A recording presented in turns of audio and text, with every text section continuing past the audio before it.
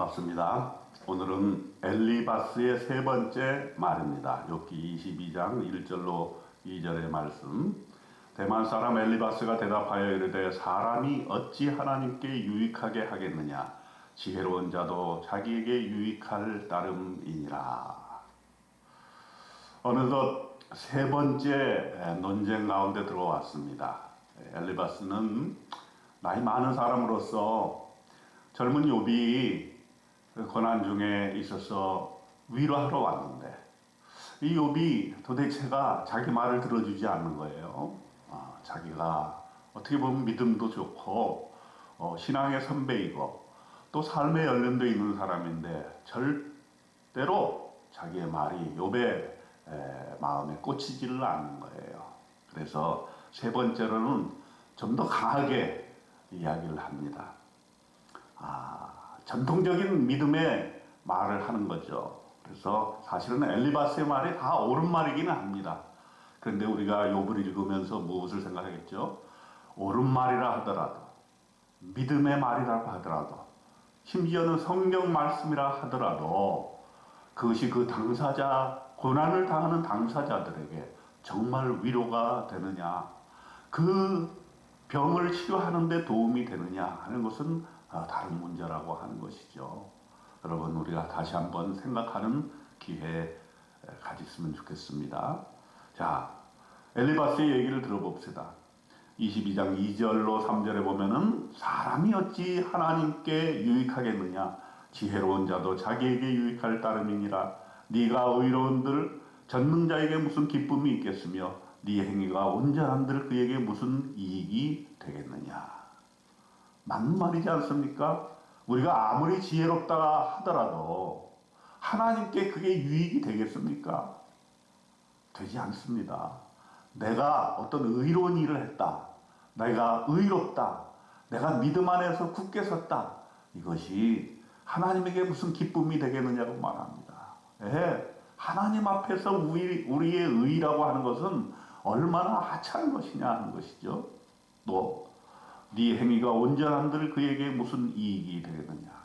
우리가 올바로 살고 온전하게 살고 또 선행을 많이 하고 하는 것이 하나님에게 과연 무슨 이익이 되겠습니까? 맞는 말이죠. 엘리바스는 계속해서 또 반대급부적인 것을 얘기합니다. 네 악이 크지 아니하냐? 네 죄악이 끝이 없느니라. 욥의 인격을 모독을 하고 그의 신앙을 모독을 합니다. 아마도 네가 이렇게 고난을 당하는 것은 네가 악하기 때문이야. 네 죄가 많기 때문이야. 네 건강이 그렇게 된 것은 다 너 때문이야 라고 얘기하는데 참으로 가슴 아픈 일이죠. 우리가 상대를 위로한다고 했을 때, 또 병자를 위문한다고 했을 때에 참 이런 잘못을 혹은 저지를 수가 있는 것이죠. 너의 죄 때문에 지금 병이 온 것이니까 회개해라. 회개해라. 고속도로 타고 가다 보니까 어떤 교회에 있어요. 우리 교회랑 비슷한 이름을 가진 교회. 플래카드를 걸어놨어요. 당신이 당한 고난은 당신의 죄보다 결코 중하지 않습니다. 이렇게 적어놨어요. 그 목사님은 아마 나름 그것이 본인의 신학이고 목회 철학이라고 생각할지 모르겠습니다만은 지금 욥이 얘기하는 얘기와는 포인트가 확실히 다른 것 같아요. 고난과 죄를 연결시키는 것이 얼마나 폭력적인 것인가. 우리는 그렇게 생각해야 되는 것이죠. 그러면 이 땅에 고난당하는 모든 사람들이 그들의 죄 때문입니까? 고난당해서 안 그래도 힘들어 죽겠는데 너는 죄인이야. 너 죄 때문에 그렇게 된 거야. 라고 말하는 것. 우리는 이런 잘못을 범해서는 안 될 것입니다. 그러면서 엘리바스는 욥의 그동안의 삶에 대해서 판단하고 정죄하는 일들을 합니다. 무엇입니까? 너는 까닭없이 형제를 볼모로 잡으며 헐벗은 자의 의복을 벗기며 목마른 자에게 물을 마시게 하지 아니하며 줄인 자에게 음식을 주지 아니하였구나. 권세 있는 자는 토지를 얻고 존귀한 자는 거기에 사는구나. 너는 과부를 빈손으로 돌려보내며 고아의 팔을 꺾는구나. 참 이 얘기를 듣고 있는 욥의 심정은 정말 너무너무 아프고 쓰라릴 것 같아요. 왜요? 우리가 1, 2장에서 보게 될 것 같으면 욥은 당대의 의인이고 하나님도 인정하지 않았습니까? 모든 재산 하나님께로 온 것을 알고 그것을 나누면서 살았던 사람이에요. 근데 그 사람에게 지금 이렇게 까닭없이 정죄를 하는 것입니다. 욥에 대한 오해와 편견을 하는 것입니다. 욥의 입장에서는 얼마나 억울하겠습니까? 사실 여기 나온 내용은 우리 성경에서 나오는 우리 믿는 사람들이 살아야 될 기본이죠. 음식을 나눠주는 거, 가난한 자에게 음식을 나눠주는 거 정말 필요하잖아요. 그래서 우리가 뭐 합니까? 우리 교회는 쌀 보내기 운동을 하지 않습니까? 사순절 40일 동안 금식기도 하면서 모아진 헌금으로 인도 차이나 반도, 특별히 네팔의 찬빵 부족에게 글로벌 비전과 함께 쌀 보내기를 하는 이유가 뭡니까? 하나님의 명령이기 때문에 하는 것이지요. 또 뭐라 그랬습니까? 너는 과부를 빈손으로 돌려보냈구나. 과부를 돌보는 것이 성서적인 생각이죠. 그래서 우리는 하나님의 명령대로 우리 한부모를 결성해서 그들과 함께 동행하고 친구가 되고 함께 아픔을 나눌 뿐만 아니라 먹고 살 길을 어떻게든 헤쳐나가 보려고 하는 애를 쓰고 있습니다. 또 고아의 팔을 꺾는구나. 고아를 돌보는 것은 또 성경의 가장 중요한 요인 중에 하나죠. 고아까지는 알지만 교육의 격차 때문에 어려움을 겪고 있는 어린이 청소년을 위해서 우리 한부모의 우리 에듀케어가 얼마나 애를 쓰고 있습니까? 또 소외된 자, 특별히 외국인 유학생들을 위해서 우리가 수요일마다 기도하고 그들을 위해서 애쓰고 있는 것, 이 모든 것 다 하나님의 명령에 따른 것입니다. 그런데 욥에 대한 오해와 편견으로 너희가 정말 음식을 주지 아니하였고 과부를 빈손으로 돌려보냈고 고아의 팔을 꺾는구나 이렇게 얘기하면 되겠습니까? 있을 수 없는 얘기죠.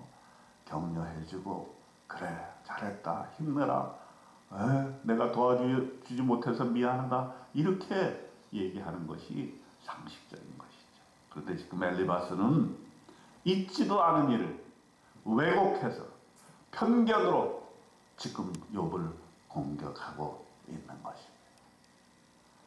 여러분 우리가 이런 경우를 많이 당하지 않습니까?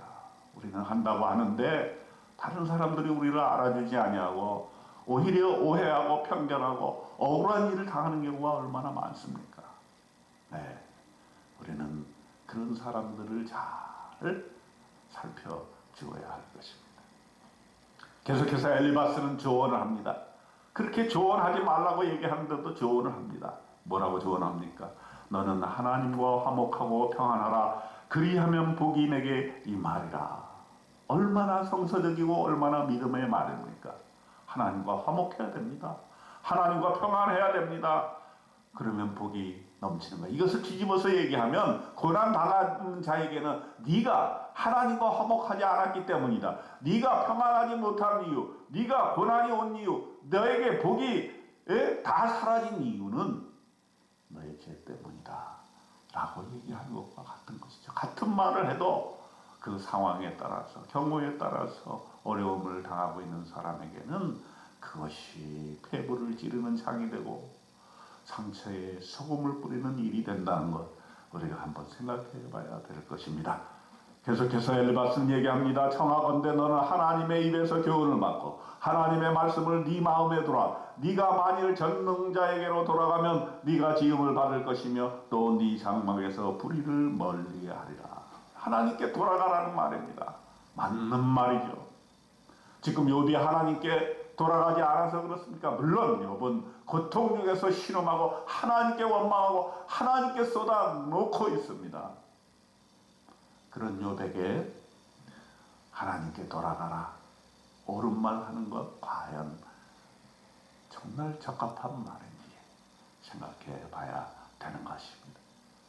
더 나아가서 엘리바스는 욥의 재물에 대해서도 얘기합니다. 지금 욥이 어떤 상태입니까? 많은 재물을 소유하고 부자로 살다가 하루아침에 쫄딱 망해가지고 빈털터리가 된 사람 아닙니까?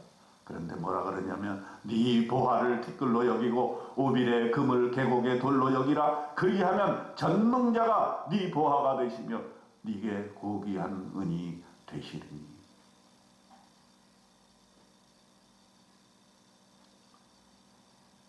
재물 때문에, 돈 때문에, 재정 문제에 압박을 받는 사람에게 이 말을 하는 것, 경우에 맞는 말일까요? 이 말은 맞는 말이죠.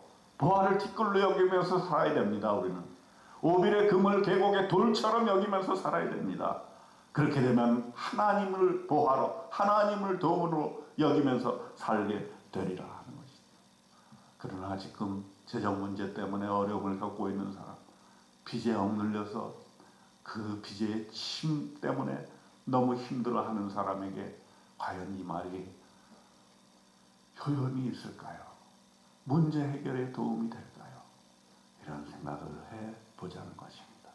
계속해서 그는 기도 생활에 대해서도 얘기합니다. 너는 그에게 기도하겠고 그는 들으실 것이며 너의 소원을 네가 갚으리라. 네가 무엇을 결정하면 이루어질 것이요 네 길에 빛이 비치리라. 옳은 말입니다. 일반 평범한 사람에게는 이 말씀이 영향력이 있겠습니다. 기도하면 이루어진다. 소원을 갚으면 이루어진다. 네가 마음의 소원을 가지고 결정하면 하나님이 도와주시고 네 길에 빛이 빛나리라. 우리가 항상 얘기하는 설교요, 얘기하는 신앙의 믿음의 말인 것입니다. 그런데 지금 욥은 어떻습니까? 기도해도 하나님이 응답해 주시지 않아요. 기도해도 하나님의 치유의 역사가 일어나지 않아요. 기도해도 자기의 죽을 병이 고쳐지지 아니하고 이제 사망의 그늘 가운데 있는 욥에게 이렇게 얘기하는 것이 무슨 소용이 있겠습니까? 자, 우리 한번 정리를 해봅시다. 욥기 21장에서 하나님이 오늘 우리에게 어떤 메시지를 주십니까?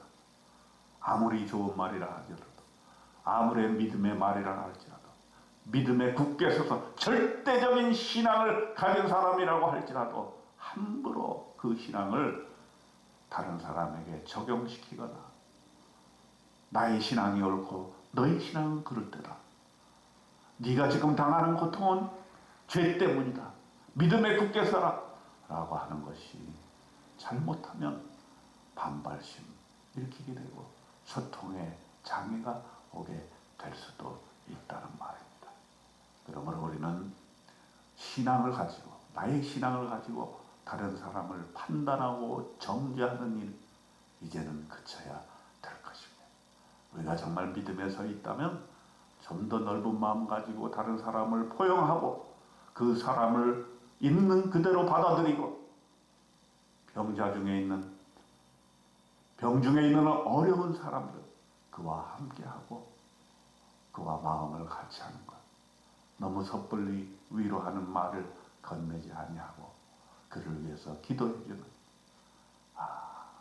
그래서 조금이라도 그 사람이 용기를 가질 수 있는 말을 우리가 할 수 있도록 우리의 말을 소금으로 순화시키고 하나님께서 우리의 입술에 성령께서 주시는 말씀, 그 말씀으로 상대를 잘 위로하는 저와 여러분 되시기를 주님의 이름으로 축원드립니다. 아멘.